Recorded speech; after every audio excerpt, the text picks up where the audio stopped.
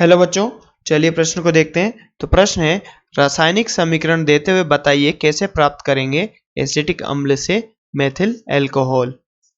तो बच्चों हमें यहाँ पर एसिटिक अम्ल से मेथिल अल्कोहल प्राप्त करना है। तो बच्चों इस प्रश्न की अगर मुख्य अवधारणा की यहाँ पर हम बात करें तो इस प्रश्न की मुख्य अवधारणा होगी, तो बच्चों मुख्य अवधारणा में देखें कि एसिटिक अम्ल CH3COOH से हमें बनाना है बच्चों यहाँ पर CH3OH।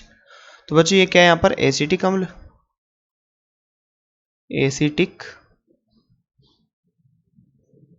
एसिटिक अम्ल, और बच्चों यहाँ पर क्या है मेथिल अल्कोहल या मेथेनॉल, मेथिल अल्कोहल, अल्कोहल या मेथेनॉल भी बोल सकते हैं बच्चों इसको। तो बच्चों हम यहाँ पर इसको कुछ पदों में इस अभिक्रिया को पूर्ण करेंगे। तो बच्चों हम पहले चरण की बात करें तो यहाँ पर सबसे पहले हम बच्चों इसको अमोनिया के साथ अभिकृत करवाएंगे, फिर बच्चों हम इसे गर्म करेंगे, बच्चों हम फिर इसे गर्म करेंगे या शुष्क आसवन करेंगे बच्चों इसका शुष्क आसवन। और बच्चों शुष्क आसवन करने के पश्चात हम बच्चों इसकी अभिक्रिया कराएंगे यहाँ पर Br2 प्लस KOH से, Br2 प्लस KOH से। बच्चों इस अभिक्रिया को बोलते हैं Hoffmann hypobromide reaction, Hoffmann hypobromide अभिक्रिया। बच्चों हम यहाँ पर इसकी अभिक्रिया कराएंगे नाइट्रस अम्ल से, नाइट्रस अम्ल से, और बच्चों हमें मेथिल अल्कोहल प्राप्त हो जाएगा। तो चलिए बच्चों इसकी रासायनिक अभिक्रिया की बात करें यहाँ पर रासायनिक समीकरण की, तो यहाँ पर CH3COOH। तो बच्चों यहाँ पर ये एसिटिक अम्ल है, एसिटिक अम्ल। तो बच्चों एसिटिक अम्ल की अभिक्रिया जब हम अमोनिया से कराते हैं NH3, तो बच्चों यहाँ पर क्या होता है अमोनिया इसके साथ जुड़ जाता है और क्या बनाता है अमोनियम एसीटेट बनाता है, ONH4 पॉजिटिव नेगेटिव। ये क्या बच्चों ammonium acetate, ammonium acetate, acetate. और बच्चों जब हम इसे गर्म करते हैं, शुष्क आसवन करते हैं इसका, तो बच्चों यहाँ से जल के अणु का निष्कासन हो जाता है और बच्चों हमें क्या प्राप्त होता है CH3CONH2। अब बच्चों यहाँ पर आगे क्या होता है, हम यहाँ पर इसका हॉफमैन हाइपोब्रोमाइड अभिक्रिया कराते हैं Br2 प्लस KOH के साथ, Br2 प्लस KOH के साथ। तो बच्चों यहाँ पर CO समूह हट जाता है और यहाँ पर क्या लगता है बच्चों CH3NH2। अब बच्चों इस पे हम कराते हैं नाइट्रस अम्ल की अभिक्रिया HNO2, और बच्चों HNO2 की अभिक्रिया कराते हैं, यहाँ पर क्या लग जाता है OH। तो बच्चों हमें यहाँ क्या प्राप्त होता है मेथेनॉल, मेथेनॉल। तो बच्चों इसकी क्रियाविधि की अगर हम यहाँ बात करें क्रियाविधि की, तो बच्चों क्रियाविधि में देखते हैं तो यहाँ क्या होता है बच्चों, जैसे हम एसिड की बात करें तो ये एसिटिक एसिड अम्लीय होता है, ये अम्लीय होता है बच्चों। यहाँ एसिटामाइड, एसिटामाइड, एसिटामाइड। बच्चों यहाँ पर ये क्या है मेथिल अमीन, मेथिल अमीन, और बच्चों यहाँ पर ये मेथेनॉल। तो बच्चों एसिड पे सबसे पहले ये अमोनिया होता है, ये क्षार होता है, तो ये अम्ल क्षार अभिक्रिया होती है बच्चों, और यहाँ से लवण बनता है। तो यहाँ पर क्या होता है, यहाँ से प्रोटॉन निकलता है, प्रोटॉन निकल के यहाँ पर लोन पेयर है, तो यहाँ पर इससे अभिक्रिया करके बच्चों अमोनियम आयन बनाता है। और ये अमोनियम आयन बच्चों, अमोनियम आयन यहाँ पर जो नेगेटिव आता है इसके साथ आकर्षण दर्शा के यहाँ पर अमोनियम एसीटेट बनाता है बच्चों, अमोनियम एसीटेट। अब बात करें बच्चों आगे की, तो अमोनियम एसीटेट को बच्चों जैसे हम गर्म करते हैं अमोनियम एसीटेट को, तो गर्म करने से बच्चों क्या होता है यहाँ पर इस परमाणु में हलचल होती है और यहाँ से जल के अणु का निष्कासन होता है। अब जल के अणु का निष्कासन कहाँ से होता है बच्चों, एक तो एसीटेट आयन के ऑक्सीजन से और यहाँ पर NH4 से 2 हाइड्रोजन। तो बच्चों यहाँ पर H2O का निष्कासन होता है और हमारे पास क्या बनता है एसिटामाइड, एसिटामाइड। तो बच्चों यहाँ पर देखो यहाँ एसिटामाइड प्राप्त होता है। तो बच्चों यहाँ से एक ऑक्सीजन तो उड़ गया, हट गया, तो यहाँ नाइट्रोजन बचा और 4 में से 2 हाइड्रोजन बचे, तो यहाँ पर क्या बच्चों ये एसिटामाइड, एसिटामाइड। तो बच्चों यहाँ पर अब नाइट्रस अम्ल की अभिक्रिया होती है, यहाँ पर हम Br2 प्लस KOH के साथ अभिक्रिया कराते हैं, Br2 plus KOH plus KOH।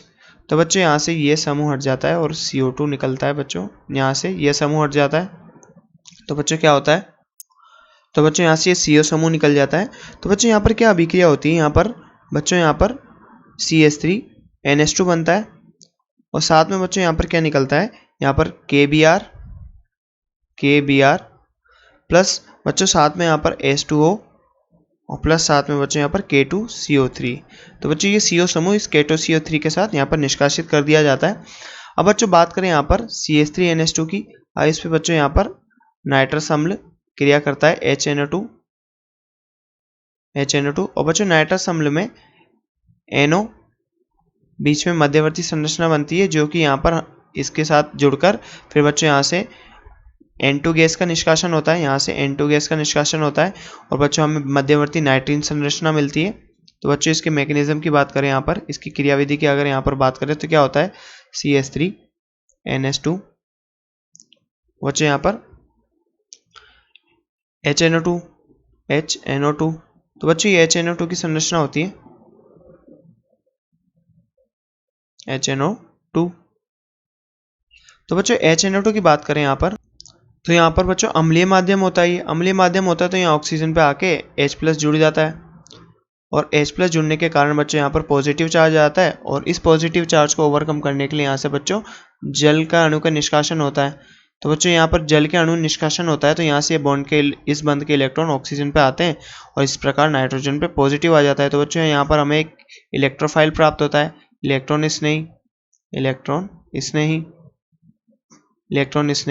और बच्चों ये इलेक्ट्रॉन स्नेही यहाँ के नाइट्रोजन के साथ इसके लोन पेयर के साथ बंध बना के बच्चों यहाँ पर क्या बनाता है, CH3NHN डबल बॉन्ड ऑक्सीजन। तो बच्चों यहाँ पर क्या होता है, अब आगे की अभिक्रिया की बात करें तो यहाँ पर इस बंध के इलेक्ट्रॉन यहाँ पर बच्चों यहाँ पर जाते हैं और इस बंध के इलेक्ट्रॉन ऑक्सीजन पर जाते हैं। तो बच्चों हमारे पास मध्यवर्ती संरचना फिर से क्या बनती है, यहाँ पर अगर हम बात करें तो यहाँ पर बनता है बच्चों CH3N डबल बॉन्ड NOH और यहाँ से बच्चों ये हाइड्रोजन इधर जाता है, यहाँ नेगेटिव आता है तो यहाँ पर बंद यहाँ पर आए तो यहाँ पॉजिटिव आता है। इसे ओवरकम करने के लिए यहाँ से प्रोटॉन निकलता है बच्चों और प्रोटॉन निकल के यहाँ पर जुड़ता है।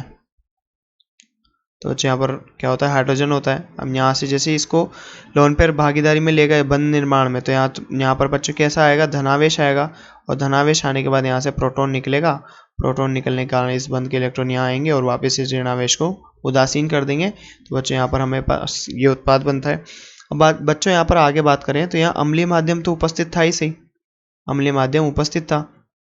तो अम्लीय माध्यम यहाँ पर उपस्थित था तो यहाँ पर क्या होगा बच्चों, H+ के साथ यहाँ अभिक्रिया होगी और यहाँ पर H+ जुड़ जाएगा। H+ जुड़ते ही यहाँ पर पॉजिटिव चार्ज आ जाएगा और इसको खत्म करने के लिए यहाँ से जल के अणु का निष्कासन होगा और इस बंध के इलेक्ट्रॉन यहाँ आ जाएंगे और बच्चे यहाँ पर पॉजिटिव चार्ज आ जाएगा। तो यहाँ पर क्या होगा, CH3N double bond N positive charge. अब बच्चे यहाँ पर देखो, यहाँ पर क्या होगा, नाइट्रोजन पे एक बंध है, नाइट्रोजन पे लोन पेयर है। अब इस लोन पेयर का बच्चों यहाँ पर बंध पॉजिटिव को ये अपना दान करेगा तो यहाँ पॉजिटिव आएगा, यहाँ ट्रिपल बॉन्ड N। तो बच्चों यहाँ पर क्या होगा, अभी संरचना अस्थायी होती है तो यहाँ से बच्चों नाइट्रोजन गैस का निष्कासन हो जाएगा। ये नाइट्रोजन गैस का निष्कासन हुआ, N2 गैस। तो बच्चों यहाँ पर क्या पॉजिटिव आएगा। तो बच्चों हमारे पास मध्यवर्ती संरचना क्या बनती है, यहाँ पर कार्बोकेटायन यानी कार्बोधनायन। और बच्चों कार्बोधनायन पे यहाँ पर जल की अभिक्रिया होती है OH। तो बच्चों यहाँ पर जल की अभिक्रिया होती है और जल अपना लोन पेयर इसको देता है। तो कुछ इस प्रकार की संरचना बनती है बच्चों OH। और बच्चों यहाँ पर पॉजिटिव चार्ज है, इसको खत्म करने के लिए यहाँ से प्रोटॉन निकलता है और इस बंध के इलेक्ट्रॉन इस ऑक्सीजन पर जाते हैं और इसको यहाँ पर धनावेश को उदासीन करते हैं और बच्चों हमारे पास क्या मिलता है, मेथेनॉल। बच्चे क्या है, मेथेनॉल। तो बच्चों हमने यहाँ पर इसकी पूरी क्रियाविधि को समझा। तो बच्चों प्रश्न था, रासायनिक समीकरण देते हुए बताइए कि एसिटिक अम्ल से मेथिल एल्कोहल कैसे प्राप्त करते हैं। तो बच्चों हमने यहाँ पर इसकी रासायनिक समीकरण को देखा और अच्छे से समझा। आशा करते हैं आपको प्रश्न समझ में आया होगा बच्चों। धन्यवाद।